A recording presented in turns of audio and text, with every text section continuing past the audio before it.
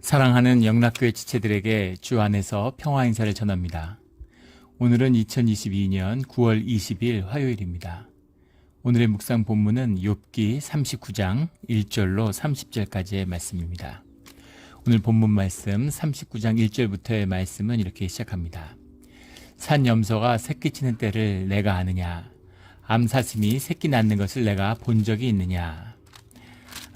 38장부터 시작되고 있는 주님이 욥에게 주시는 말씀이죠. 산 염소가 새끼 치는 때를 내가 아느냐? 암사슴이 새끼 낳는 것을 내가 본 적이 있느냐? 다 야생의 동물들이잖아요. 그래서 언제, 얼마나 새끼를 베는데 얼마나 시간이 걸리고 어떻게 낳는지를 사람들이 보기 어렵죠.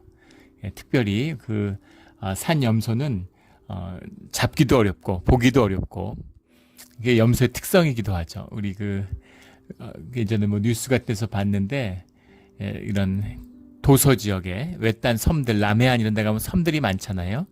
그런 데다 염소를 방목하려고, 염소 아무거나 잘 먹으니까.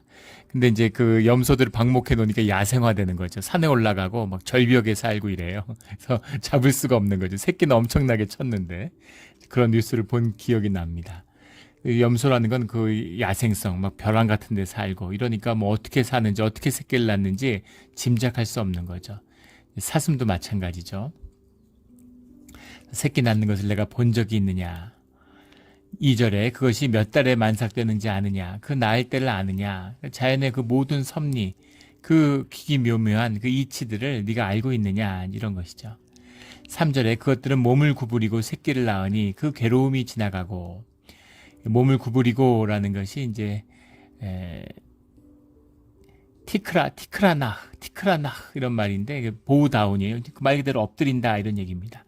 근데 뒤에 나오는 말이 이제 괴로움이라는 헤블레이햄이라는 것이 이제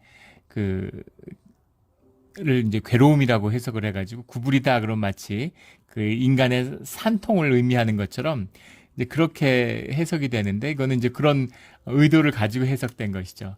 근데 그렇지는 않고 그냥 몸을 구부리고 새끼를 낳는다라는 건 일반적으로 새끼 낳는 모습이에요. 그리고 동물들은 인간과 달리 산통이 그렇게 심하지 않다고 그러죠. 사람들은 직립보행을 하잖아요, 인간은. 인간이 서 있기 때문에 골반이 적은 것이 특징이죠. 골반이 적으니까 새끼를 오래 뵐 수가 없어요. 그래서 이제 인간의 생존 전략은 새끼를 빨리 낳는 것이죠. 그래서 굉장히 미숙할 때 아이를 낳잖아요. 생명이 태어나면 그 아이들을 굉장히 오랜 시간 돌봐야 됩니다. 이게 이제 기가 막힌 비밀이 들어있는 것이죠.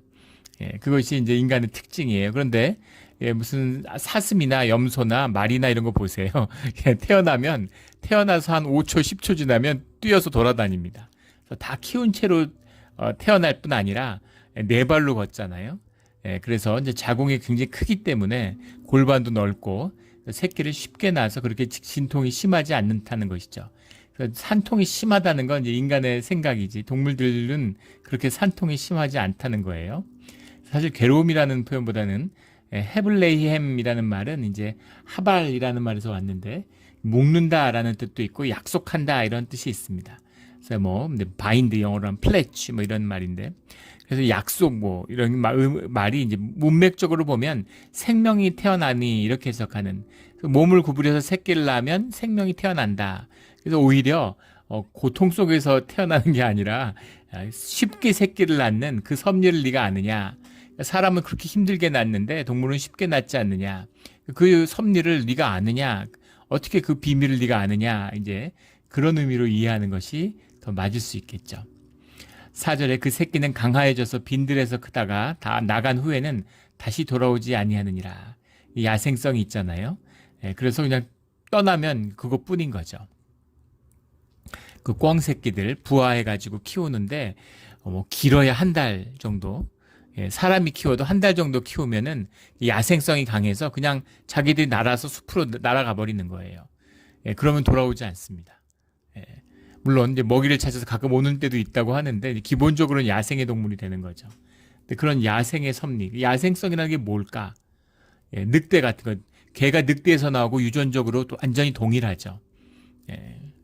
그 늑대와 개의 차이를 구분할 수 없고 또 개인 줄 알고 키웠는데 뭐 늑대더라. 이제 그럴 수 있잖아요. 개하고 늑대하고 교배도 가능합니다. 예, 그런데 사실은 야생 늑대를 데려다 키우면은 그럼 개처럼 키울 수 있을까? 네, 어렵다는 거죠. 거의 불가능하다는 거죠. 완전히 그 뭐 우유 먹이고 새끼 먹이면서 개 새끼를 키워도 개가 1살 정도 되면 야생성이 드러나는 겁니다. 예, 그래서 같이 자란 개들을 물어 죽일 수도 있고 사람을 물어 죽일 수도 있어요. 예, 그래서 1살 정도 되면은 늑대를 죽일 건지 아니면 풀어줄 건지를 이제 결정해야 된다는 거죠. 예, 그래서 늑대가 이제 그 야생성이라는 게 도대체 뭐냐 도대체. 예, 그것이 이제 개에게선 사라졌잖아요. 인간들하고 살다가 한 10,000년 이렇게 같이 살다 보니까 개에선 야생성이 사라진 거죠. 예, 그래서 개들은 자기가 사람이고 인간 사회의 일원이라고 생각한다는 거잖아요. 예, 개들을 보면 특이하죠. 도대체 야생성이 뭐고 그 유전자를 떠난 거라면 그 습성은 어디서 말미암은 것이냐 이런 거 우리가 알 수 없다는 겁니다. 근데 그런 모든 자연의 깊은 섭리와 비밀이 다 주님께 있다라는 그 말씀인 것이죠. 5절에 누가 들나귀를 놓아 자유롭게 하였느냐 누가 빠른 나귀에 매인 것을 풀었느냐. 나귀라고 하는 건 이제 페레라는 거고 뒤에 빠른 나귀라는 건 어로우드 이렇게 구분을 지어놨는데 이게 좀 다릅니다. 종이 완전히 달라요.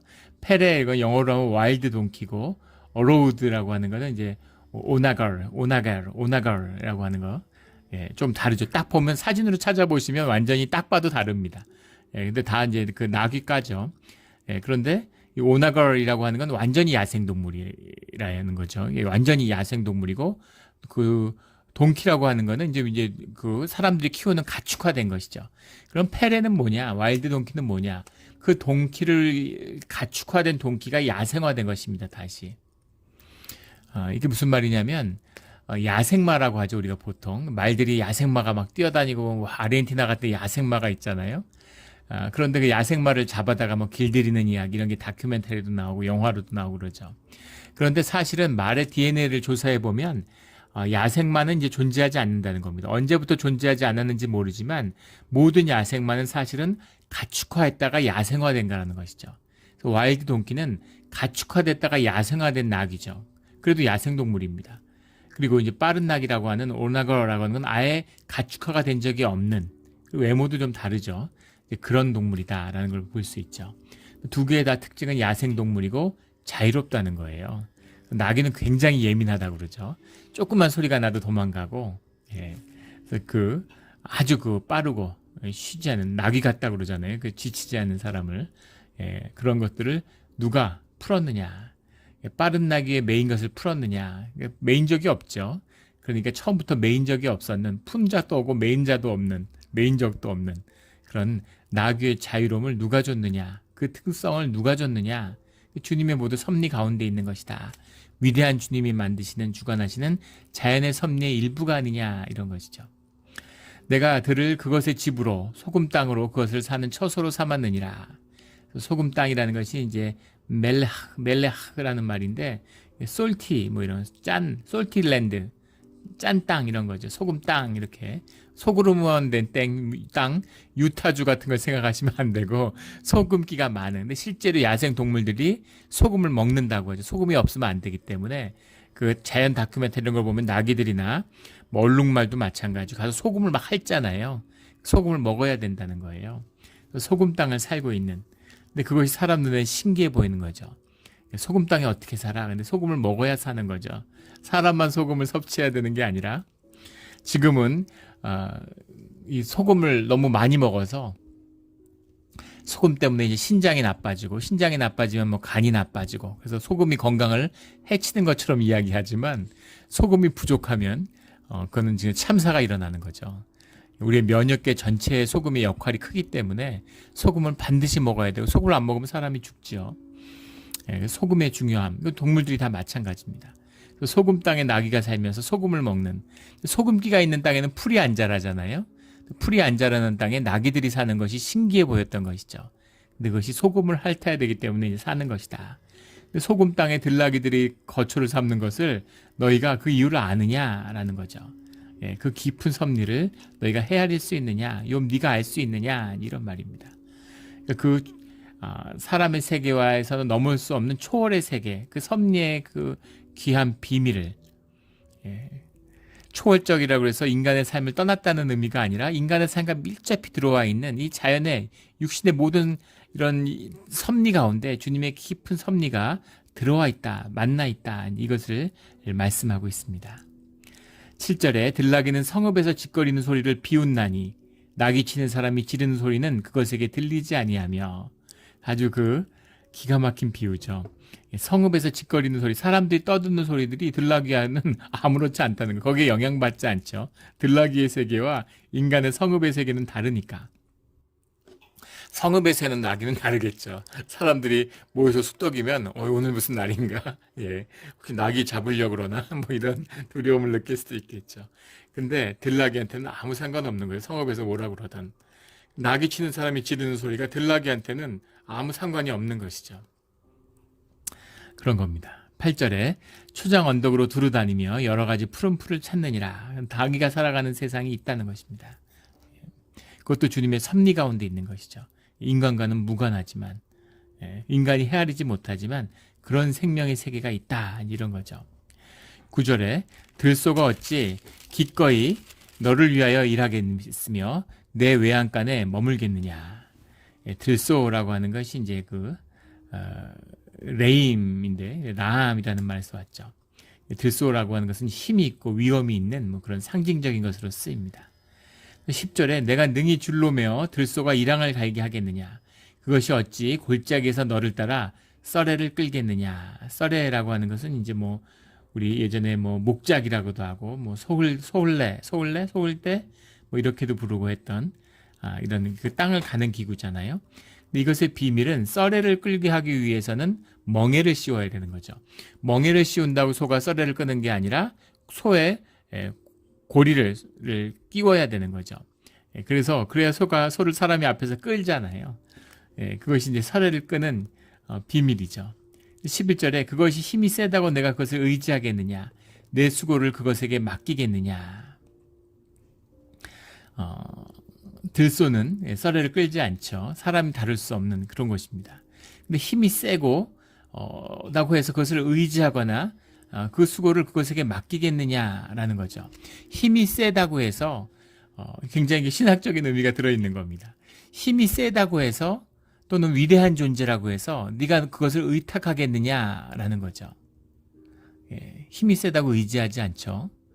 뭐 소뿐이겠습니까? 뭐 공룡한테 무슨 의지하는 사람이 있겠어요? 이거 말이 안 되는 얘기잖아요. 다루지도 못하지만 그것을 조절할 수 없다는 뜻도 있고 그것에 의지할 수 없다는 뜻도 들어있는 것이죠. 우상과 같은 거죠. 마귀가 힘이 세다고 마귀한테 의지하겠어요? 마귀를 부리겠습니까? 그 얘기죠. 하나님께 의지할 수 있는 것은 하나님이 긍휼과 사랑을 갖고 계시기 때문인 거죠. 우리의 아버지로 우리를 자식처럼 돌보시기 때문입니다. 이게 굉장히 중요한 비밀이죠. 힘 세다고 힘을 의지하고 힘을 찾으면 힘으로 망하게 돼 있어요. 이게 무서운 비밀입니다. 사랑을 will to power가 악으로 귀결되죠. will to love가 주님의 우리와의 관계와 신앙의 중심이라고 하는 것. 힘을 쫓는 것은 늘 종교는 힘을 쫓죠. 주님과의 관계가 없고 거짓이니까. 그 세 보이고 커 보이고 사람들이 좋아하고 따릅니다. 종교가 흥왕하죠. 그런데 종교는 망하는 거예요. 왜냐하면 거짓이기 때문입니다. 종교는 사람을 지키는 게 아니라 잡아먹어요. 그것으로 살아가는 것이죠. 그것이 우상의 숭배의 본질입니다. 우상을 끊고 살아있는 주님과 함께하는 우리 모두가 되기를 주의 이름으로 축원합니다. 그것이 힘이 세다고 내가 그것을 의지하겠느냐, 내 수고를 그것에게 맡기겠느냐, 그 의미죠. 우리의 모든 수고를 주님께 맡기는 무거운 짐진 자들아 다 내게로 오라 라는 주님의 말씀처럼 우리는 주님께 의지하고 주님께 맡길 수 있는 것이죠. 12절에 그것이 내 곡식을 집으로 실어오며 내 타작마당에 곡식 모으기를 그것에게 의탁하겠느냐. 그럴 수 없는 것이죠. 들소는 힘이 세지만 그게 무슨 상관이 있느냐라는 겁니다. 13절부터는 18절까지 타조에 대한 비유가 나오는데 이 비유도 아주 재미있죠. 타조는 즐거이 날개를 치나 학의 깃털과 날개 같겠느냐. 이 이제 번역이 타조는 즐거이 날개를 치나 학의 깃털과 날개 같겠느냐라는 건 이중적인 의미가 있을 수 있어요. 학이라고 해석했는데 하시다라는 말입니다. 하시다라는 것은 부드러운 뭐 예전에는 우리 그 개역 한글에서는 그 인자의 깃털과 이렇게 해석했는데 사랑, 자비 이제 이런 걸로 해석할 수 있는 것이죠. 근데 하시다라는 것이 예전엔 그래서 이제 인자의 깃털이다 이렇게 해석을 했는데 그 뒤엔 신학자들이나 역사학자들, 성서학자들이 하시다라는 것에 스트로크, 그 황새죠. 황새의 뜻이 들어있다라고 해서 지금 이것을 학이라고 해석한 것 같아요. 스트로크를. 학의 깃털과 날개 같겠느냐. 근데 그것도 말이 되고 비유가 됩니다. 왜냐하면 이 학이라고 하는 이 스트로크라고 하는 이 학이 굉장히 자녀들을 잘 돌보는 자녀들을 오래 그 스트로크가 이렇게 학이 입술이 길잖아요. 그래가지고 이제 그걸 먹으면 그걸 목에다 보관했다가 가져와서 이렇게 토해내 가지고 새끼들을 먹이는 거죠. 근데 새끼를 아주 정성으로 오랜 시간 돌본다고 그래요. 그래서 모성을 강조할 때, 자식을 돌보는 사랑을 강조할 때 학이 자주 이제 비유가 되는 것이죠. 근데 학이 그 사랑과 정성으로 오랜 돌봄으로 자녀를 돌보는 데 비해서 타조는 그 이제 새끼를 돌보지 않는 그런 동물로 대표하는 동물이죠. 타조는 즐거이 날개를 치나 학의 깃털과 날개 같겠느냐. 또 학은 굉장히 이제 고고하잖아요. 학이라는 건 이제 고매함과 지조의 상징이죠. 그래서 선비들이 예전에 이제 학을 많이 선비를 학에 비하고 학 같은 분이다.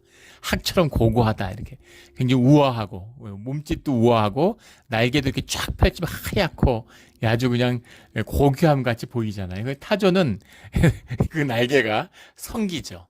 보면은 어디 다 누가 쥐어뜯은 것 같고 털이 성기잖아요. 뭐 어차피 학은 날아다녀야 되니까 아주 날개가 발달하고 밀접한 거고 타조는 이제 날개가 퇴화해서 날질 못하죠. 그러니까 사실은 날개가 왜 있는 사실 필요가 별로 없는 거죠. 그러니까 날개라는 게 이제 볼품 없잖아요. 그렇게 비유되는 것일 수도 있습니다.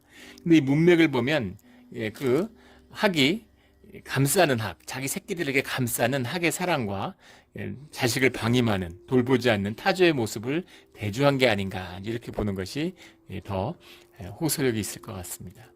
14절에 그것이 알을 땅에 버려두어 흙에서 더워지게 하고 15절에 발에 깨어질 것이나 들짐승에게 밟힐 것을 생각하지 아니하고 타조의 특성을 잘 묘사하고 있는데 이 타조라고 하는 것이 이런 화석이나 유적에 나와도 지금은 아프리카 지역에 주로 살지만 그 호주에도 많이 살죠.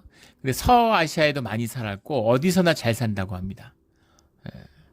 그 장건이 쓴 그 서역을 방문했던 장건도 그 타조에 대한 기록을 남긴 기록이 있죠.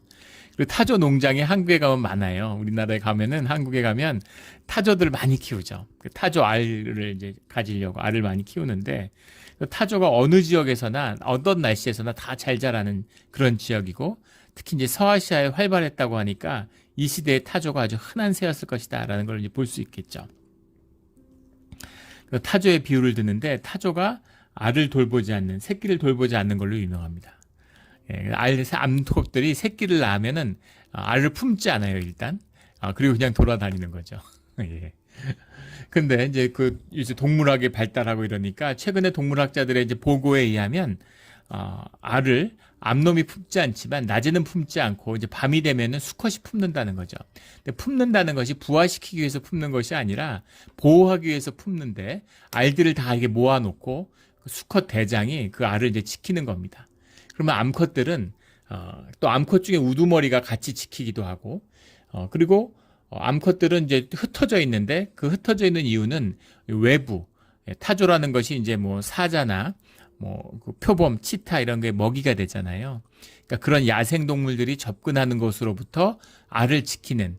그래서 암컷들이 있다가 그런 게 오면은 유인하는 거죠. 이렇게 목숨을 걸고 사실은 알을 지키는 것인데, 근데 어쨌든 눈에 보기에 알을 돌보지 않죠. 보통 새들이나 닭들도 그렇잖아요. 오리도 마찬가지고 알을 이렇게 품어서 그걸 뭐 2주, 3주씩 이렇게 계속 품는데 알을 품지 않는 타조의 특성이죠. 예, 그런데 사실은 이 알을 못 먹는다는 거잖아요. 예, 그 치타들이 사실은 그 어미를 공격하고 새끼들을 공격하지 알 자체는 공격을 못 한다는 겁니다. 예.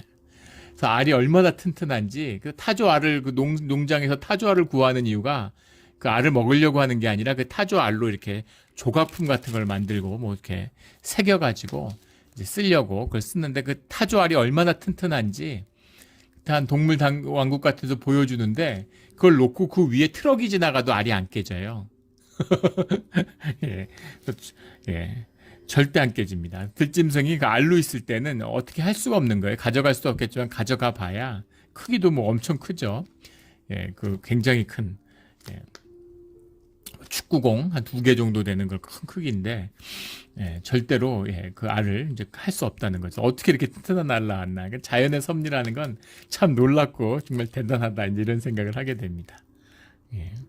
들짐승에게 밟힐 것을 전혀 생각하지 않고 알을 품지 않는, 알을 지키지 않는 어미 그 특성을 이야기하고 있는 거죠. 또 학 같은 건 그렇게 새끼를 귀하게 돌보고 신기하지 않습니까?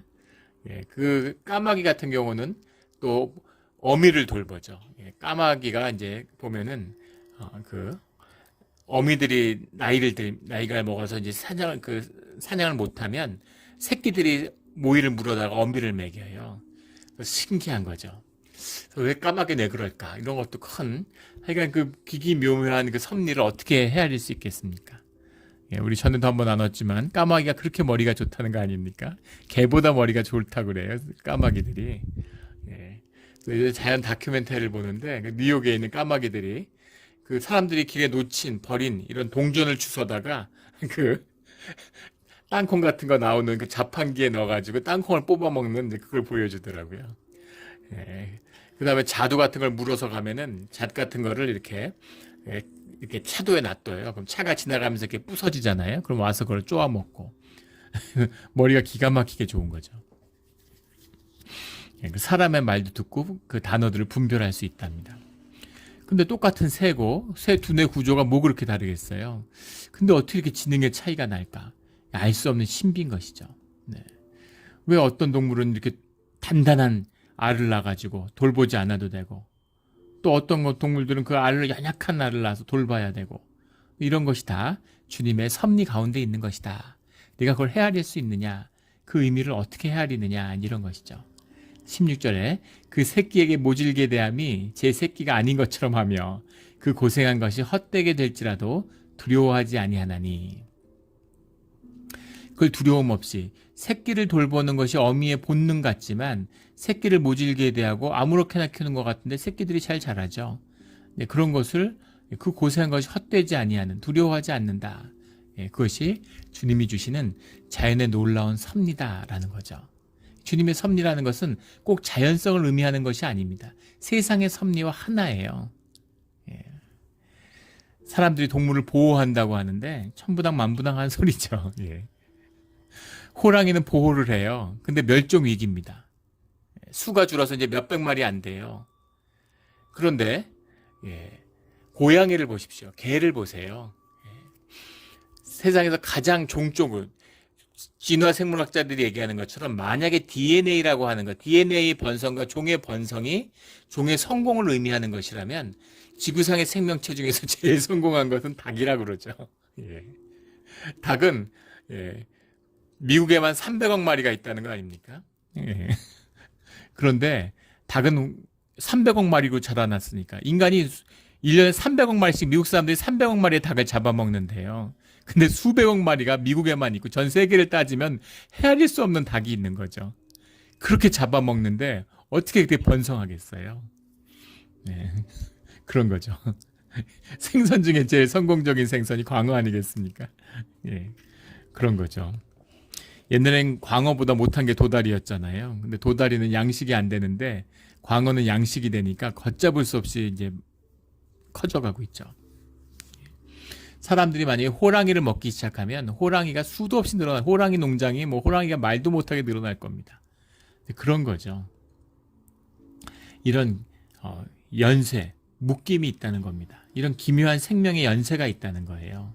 이걸 주관하시는 분이 주님이시다라는 거죠. 그런데 종의 번성만이 성공의 척도일까요? 닭이 8년, 12년 살 수 있는데 5년, 8년 뭐 이렇게 살 수 있는데 지금 석 달밖에 못 살잖아요. 석 달 살면 다 죽어요. 이게 과연 성공적인 종의 진화라고 볼 수 있을까요? 그런 것이죠. 그 생명의 비밀, 깊은 섭리의 세계가 있다는 겁니다. 헤아릴 수 없는.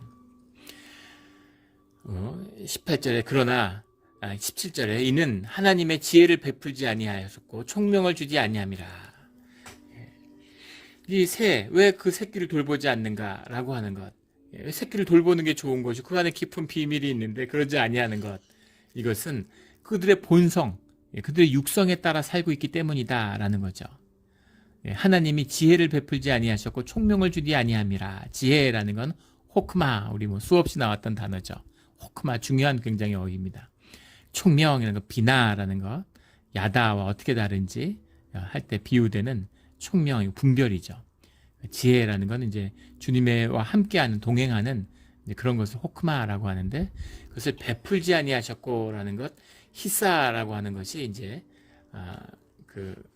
나누어 주는 거죠. 나누지 않았다. 또 주지 않았다라는 것, 할라크라는 것도 영어로 하면 쉐어예요. 이게 아주 단어가 잘 기가 막힌 단어인 거죠. 지혜든 총명이든 주님 안에서 나누어지는 겁니다.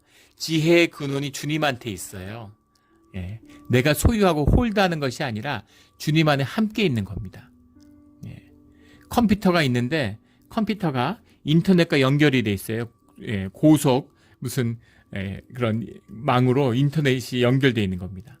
그래가지고 서버 컴퓨터에서 뭔가 지혜를, 세상의 모든 얘기들을 그런 퍼스널 컴퓨터로 나눌 수 있죠. 근데 그것이 끊어져 있으면, 인터넷의 연결망이 없으면 어떻게 되겠습니까? 깡통이죠. 뭐 컴퓨터로 할 수 있는 일이 물론 있지만 뭐 거의 제한적이잖아요. 그런 거와 같은 것이다. 그래서 인간의 지혜라는 것, 인간의 총명이라는 것은 영이잖아요. 주님과 하나 됐을 때 나누어지고 더해지는 것이다 라는 겁니다. 이 깊은 비밀을 깨달아 아는 우리 모두가 되기를 주의 이름으로 축원합니다. 19절에 말의 힘을 내가 주었느냐, 그 목에 흩날리는 갈기를 내가 입혔느냐. 19절부터 25절까지는 말의 비유를 들고 있어요. 20절에 그 위험스러운 콧소리가 들려오니라. 그 말의 기세를 얘기하는 거죠. 말대들의 기세. 21절에 골짜기에서 말굽질하고 힘있음을 기뻐하며 앞으로 나가서 군사들을 맞대. 전쟁 때 말들이 그 병사들을 위해 돌진하는 거죠. 그 말의 위력. 심지어 2차 세계대전 때까지도 기병대가 활약을 했죠. 1차 세계대전 때는 말할 것도 없습니다. 총이 나온 지 500년이 넘었는데 그 기병이라고 하는 것, 말의 역사가 세계 역사를 움직였죠. 말에 두려움 없는, 말을 타고서 싸우는 게 아니라 말이 그냥 짓밟고 나가는 거예요. 때로. 그것이 이제 기병의 두려움이죠. 그래서 기병대를 평지에서는 상대할 수 없습니다. 말을 타는 민족이 그 불과 한 10여만 명밖에 안 되는 만주족이 5억이 넘었던 명나라를 무너뜨리고 차지할 수 있었던 거. 이 말의 힘이죠. 이 말의 기세를 얘기하는 겁니다. 이게 실제로 보면 그 두려움이 말로 할 수 없다는 거죠. 우리 말 실제로 가서 보면은 깜짝 놀라잖아요. 말이 너무 크고. 말을 보면 무섭죠. 그럼 말의 기세, 군대들을 향해서 돌진하는 그 말의 기세를 얘기하는 거죠. 22절에 두려움을 모르고 겁내지 아니하며 칼을 대할지라도 물러서지 아니하니. 23절에 그의 머리 위에서는 화살통과 빛나는 창과 투창이 번쩍이며 그 전쟁터에서 뛰어다니는 말의 기세를 이야기하는 거죠. 24절에 땅을 삼킬 듯이 맹렬히 성내며 나팔 소리에 머물러 서지 아니하고, 나팔 소리가 날 때 힝힝 울며 멀리서 싸움 냄새를 맡고 지휘관들이 호령과 외치는 소리를 듣느니라.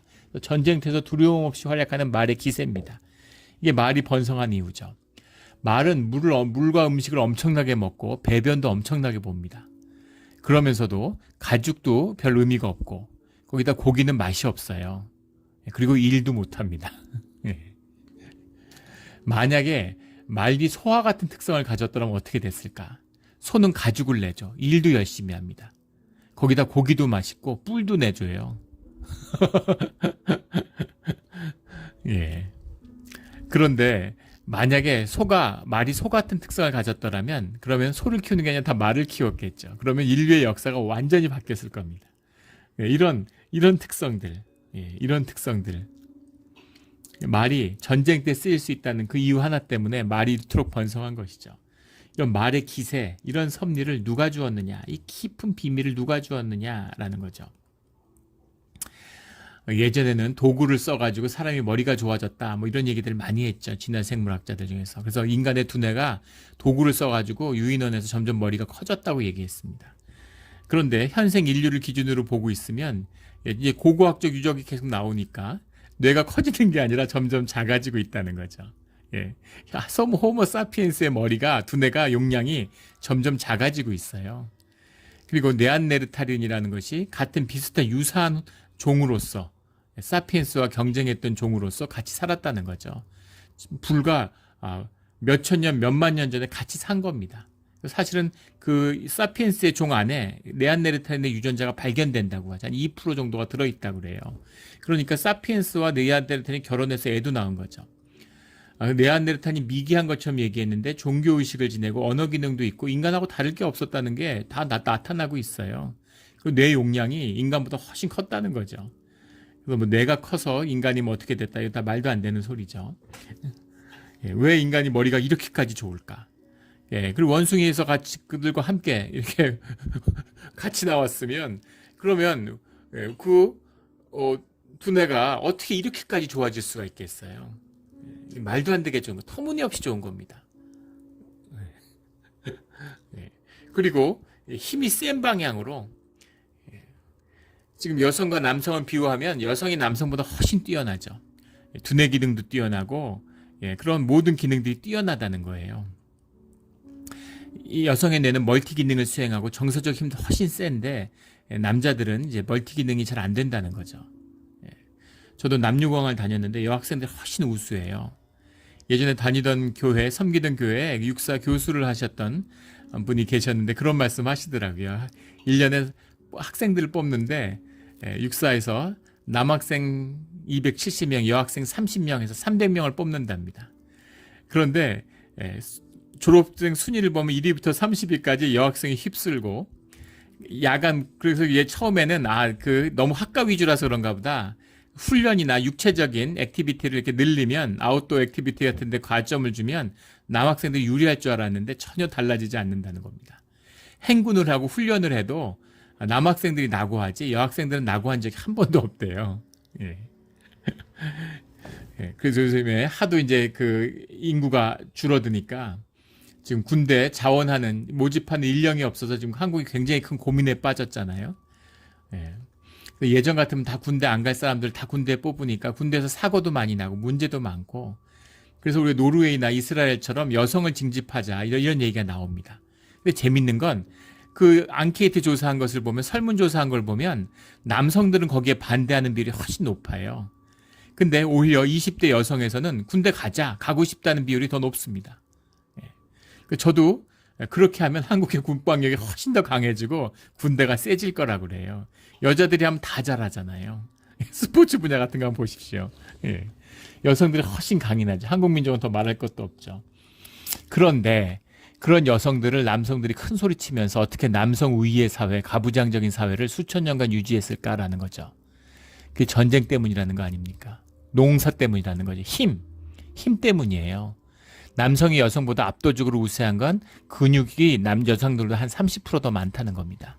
근데 그 힘으로 남성 우위의 사회를 만들었어요. 근데 이제 힘이 별로 필요 없는 사회가 되니까 점점 여성 우위, 여성이 점점 더 강해지는 거죠. 지금 한국에서 교사 시험이 치열하잖아요. 다 여자들이 합니다. 판검사들도 요즘 다 여자들이 돼가지고 쿼터를 두려고 해요. 남자들이 진짜 비겁하죠. 남자들이 다 할 때는 100% 남자들이 할 때 아무 얘기 없다가 여성들이 과반수가 넘어가니까 이제는 쿼터를 둬서 남성 쿼터를 두자, 이런 얘기를 하는 거죠. 그냥 두면 시간 문제죠. 아마 판사들은 전원 다 여자들이 하는 세상이 조만간 올 겁니다. 그렇게 힘이 중요한데, 그런데 왜 수만 년 동안 힘이 지배하는 사회였는데 힘을 강화하고 근육을 강화하는 형태로 인류가 진화하지 않았겠어요? 힘이 약해지는 방향으로 진화됐습니다. 그런 것이죠. 그 섭리를 어떻게 합니까? 그 섭리를 어떻게 헤아릴 수가 있어요? 이런 깊은 자연의 섭리를 이야기하고 있는 거죠. 왜 말은 이렇게 겁이 없는지 그걸 네가 아느냐 이런 말인 것이죠. 왜 타조가 새끼를 돌보지 않는지 네가 아느냐 그런 거예요. 26절에 매가 떠올라서 날개를 펼쳐 남쪽으로 향하는 것이 어찌 내 지혜로 말미암음이냐.